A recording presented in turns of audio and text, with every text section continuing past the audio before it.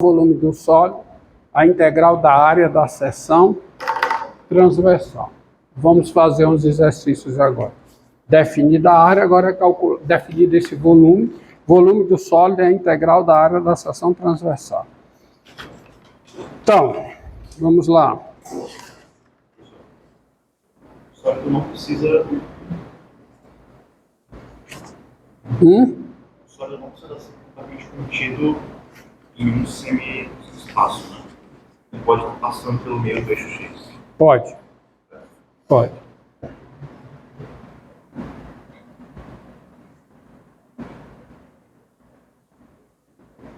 O método da segunda aula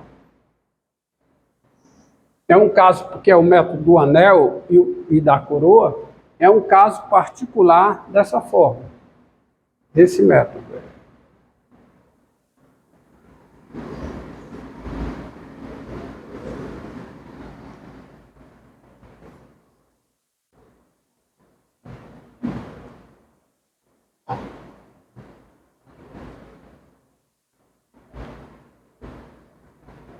Eu podia começar com esse caso aqui e o método da coroa, todos os outros não. O método da coroa seria uma consequência, um corolário, tá? A base de um sólido S, a base de um sólido, ó, um exemplo, ó. Vou modificar um pouco. A base de um sólido S é um triângulo retângulo isósceles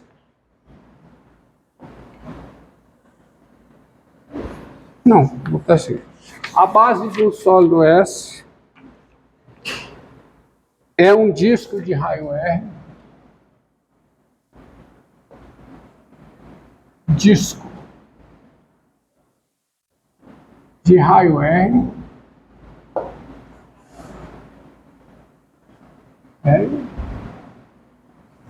e tá horrível hoje. E cada seção transversal, a base de oh meu Deus, tá horrível. A base de um sólido S, não, de novo, vou tentar outra vez, não é possível que não uma hora certa.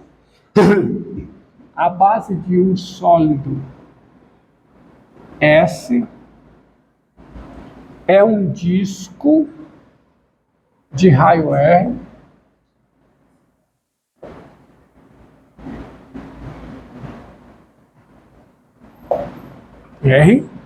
e cada seção transversal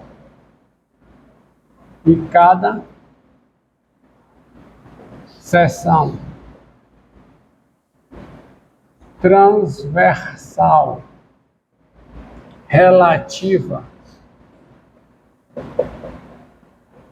a um diâmetro fixo da base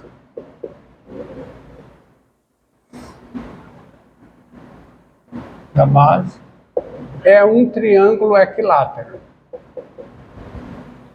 Vou dar um pouco do exercício que eu dei na aula anterior. É um triângulo equilátero. Triângulo equilátero, todos os lados são iguais. É um triângulo equilátero. Qual o volume de S?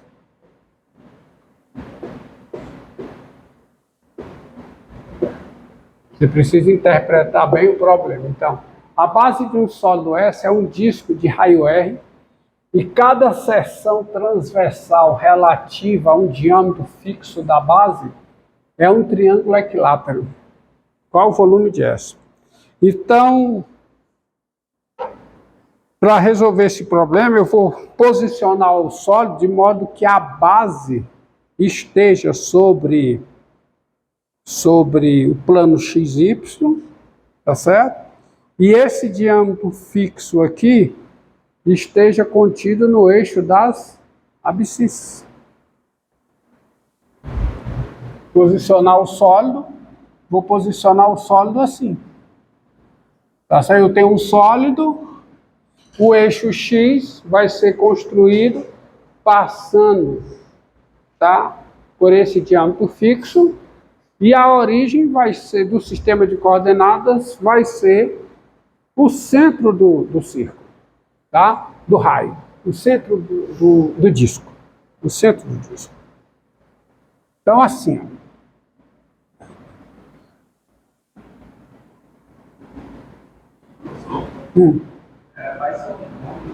Hã? Não. Vai ser um cone, não. Porque se você pegar o cone, tá? Se você pega um cone circular, você está pensando no cone circular, né? Um cone circular reto.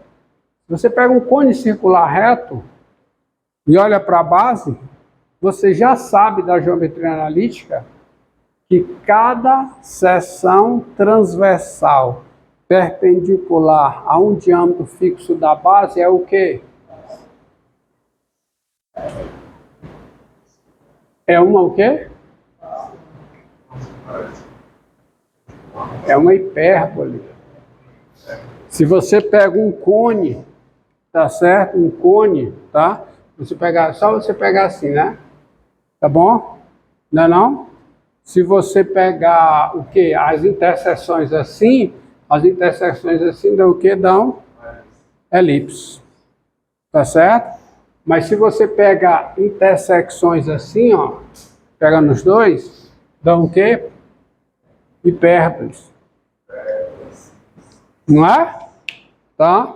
Então, cada seção transversal desse jeito vai ser uma, se fosse um cone, cada seção transversal perpendicular a qualquer diâmetro da base seria o quê? Um ramo de uma hipérbole. E não é o caso. Ele está dizendo que é um quê? Triângulo equilátero. Ok?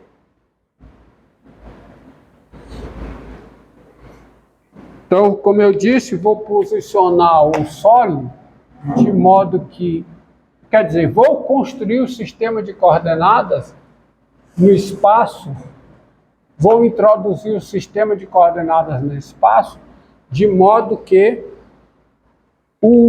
a base esteja sobre o plano XY.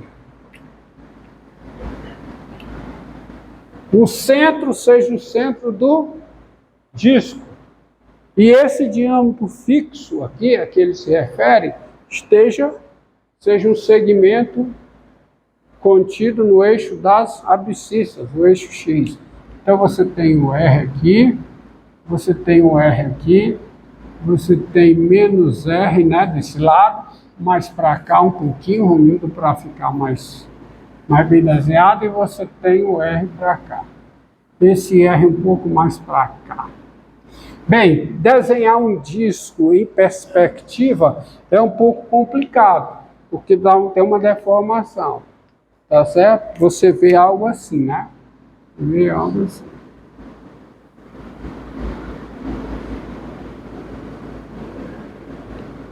Não é? Não é um disco? Está mal desenhado porque ainda continua maior, não foi, mas tudo bem.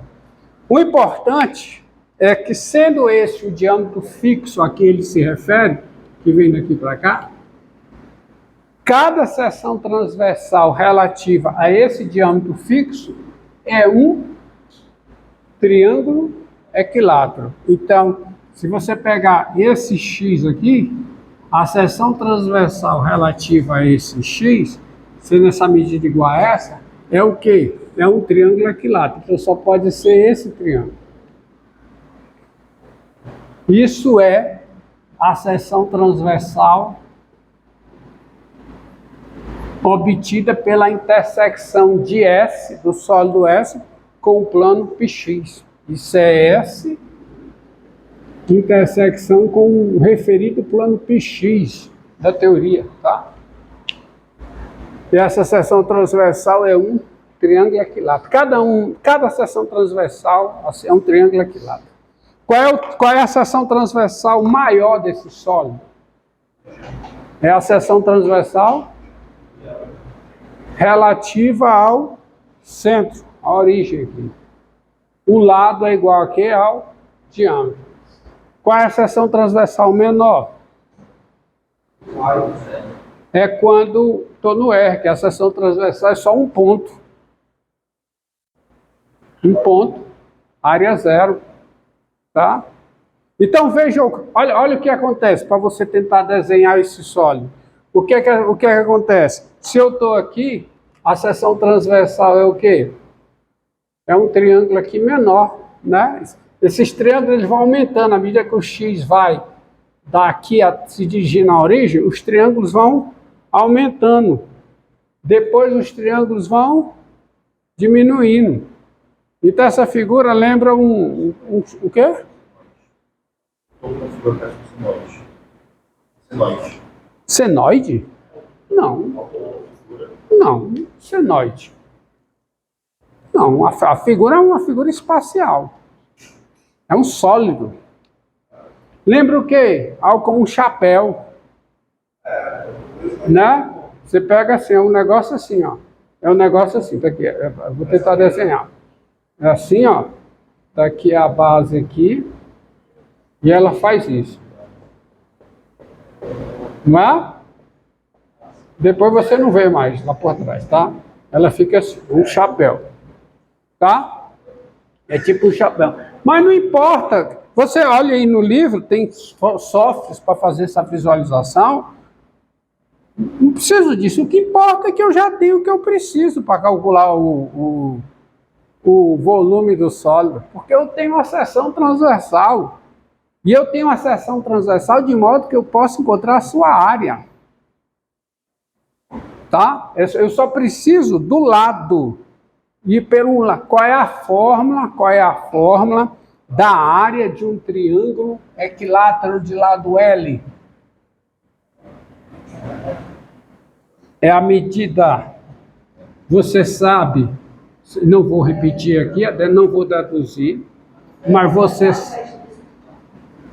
sabe, exatamente, você falou. Quando você tem um triângulo equilátero de lado L, a altura relativa a qualquer base, a altura é quanto? É L, raiz de 3 sobre 2, de modo que a área do triângulo, tá? Chamar esse triângulo de ômega, de T. Então, o que é a área de T? Quem é? É a medida da base vezes a altura por 2. Então, dá quanto? L ao quadrado, raiz de 3 sobre 4. Certo? Então, é a área do triângulo equilátero. Pronto. Eu só preciso achar quem é o X, mas o X eu só preciso achar quem é a área em função de X. E passa por assar o lado em função de X. Então, se você olha de cima, se você tem uma visão de cima, você pode pensar que o eixo Y está aqui, eixo X aqui, ó. Isso aqui. Tá? E vem. E aí você tem a base, você está vendo de cima, você tem a base, que corresponde aqui a um raio R. Isso já foi mencionado aqui, mas vou repetir. A equação de R qual é? X2 mais Y2 igual a R2. De modo que eu posso, cada ponto aqui, tá? Que é o ponto de coordenada XY, tá aqui. Se esse é o X, isso aqui é o Y, então quanto é o valor de Y? Quanto é? Daqui sai que o Y é quanto? O Y é raiz quadrada de R2 menos X2. Tá certo? Então, dado X, ó, dado X no intervalo menos RR, a seção transversal, a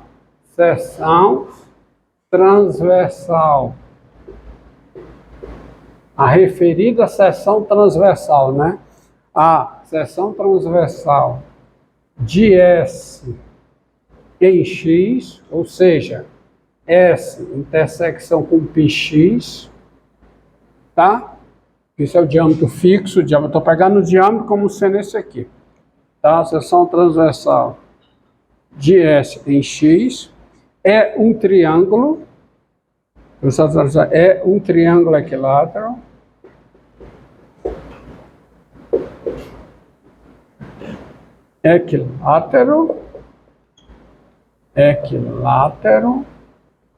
de lado LX, quanto é? L em função de X. Ó, você já sabe, porque você tá interessado nesse tamanho aqui. Esse tamanho aqui é esse Y, que é a raiz quadrada de R2 menos X2. Mas o lado é isso tudo, que por simetria é o dobro. Tá? Então, o lado, quanto é que vale? 2 vezes raiz quadrada de quem? De R2 menos X. E área, e portanto, e assim, área, qual é a área? Área A de X igual a quê? A raiz de 3 sobre 4 vezes o quadrado de L. Mas quanto é o quadrado de L? Tá? Dá quanto? Dá o quadrado, né? Vezes o quê? L de x ao quadrado, que dá o quê? Raiz de 3 sobre 4, vezes, quanto é o quadrado disso aqui? 4, R2 menos x2, que dá quanto? Que dá raiz de 3 vezes R2 menos x2. Tá bom? Logo, o volume de S, quem é o volume de S? Logo, quem é o volume de S? É a integral de quanto? De menos R a R, da área da seção transversal, que é a integral de menos R a R de quem? 3 vezes R2 menos x2 dx. Tá certo? Que o lado dá isso. Mas a área, L2 raiz 3 sobre 4. Então fica o quê? Fica raiz de 3 vezes a integral de menos R a R de R2 menos x2, integral de x, que dá o dobro, né? Dá 2 raiz de 3, integral de 0 a R de R2 menos x2 dx, pois trata-se de uma função que é par. Então dá 2 raiz de 3, que passa a ser o dobro, né? A integral de R2, R2x menos integral de x2, x3 sobre 3 de 0 a R. Vai ficar só no R. Não, então dá 2 raiz de 3 vezes o quê? R3 menos R3 sobre 3. Coloco o R3 em evidência, fica 2 raiz de 3 vezes R3 vezes 1 menos 1 terço, que dá 2 terços, então dá 4 raiz de 3 sobre quem? Sobre 3, unidade de volume. Hã? R ao cubo, ainda faltou R ao cubo. 4 raiz de 3 sobre 3, R3. 4 raiz de 3, R3 sobre 3, unidade de volume. Tá aí. Eu só preciso saber como é a figura. Tem outro interessante, porque, ó, parecido com esse, que é o seguinte.